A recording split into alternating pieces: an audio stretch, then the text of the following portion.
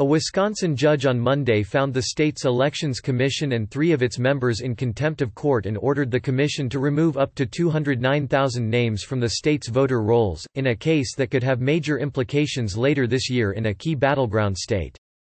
Saying in his ruling that time is of the essence.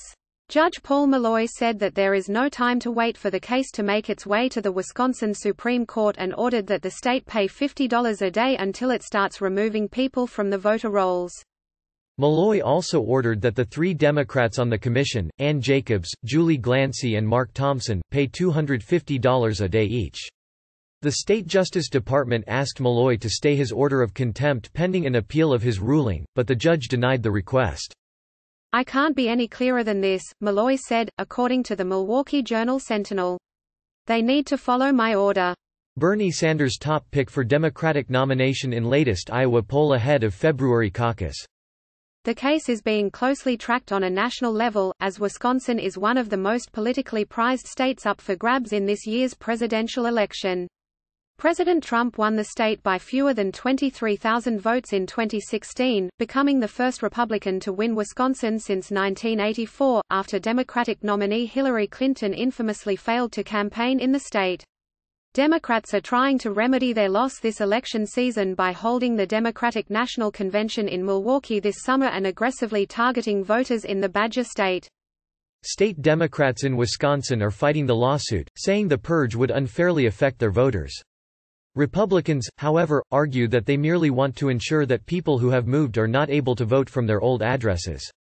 Those bringing the lawsuit argue that the State Elections Commission, which includes an equal number of Republicans and Democrats, broke the law when it did not remove voters from the rolls who did not respond within 30 days to a mailing in October indicating they may have moved. The commission wanted to wait until after the November 2020 presidential election before it removed anyone because of inaccuracies with a previous round of data identifying voters who had potentially moved. Even if a voter has their registration deactivated, they can register again later or on election day when they show up at the polls, assuming they have the required documentation. Malloy last month sided with conservatives who filed the lawsuit and ordered that the voters have their registrations deactivated. The Elections Commission has deadlocked on when to do that, however.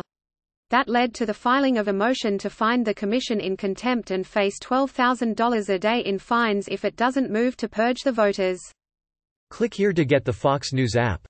Meanwhile, the State Department of Justice asked both the State Appeals Court and the State Supreme Court to put the earlier ruling on hold. The Appeals Court said it wouldn't take action because of the pending request before the State Supreme Court that it takes the case. The High Court has not said what it will do. The affected voters come more heavily from Democratic areas of Wisconsin, including Milwaukee and cities with college campuses. Democrats fear forcing voters whose registration was nullified to re-register would create a burden on them and hurt turnout. Republicans argue that removing the voters would ensure that the rolls are not full of people who shouldn't be voting. The League of Women Voters of Wisconsin also filed a federal lawsuit to stop the purge.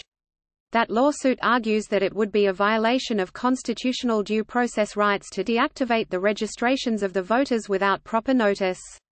The Wisconsin Institute for Law and Liberty and the Republican-controlled legislature are both seeking to intervene in that lawsuit and have it dismissed. The Associated Press contributed to this report.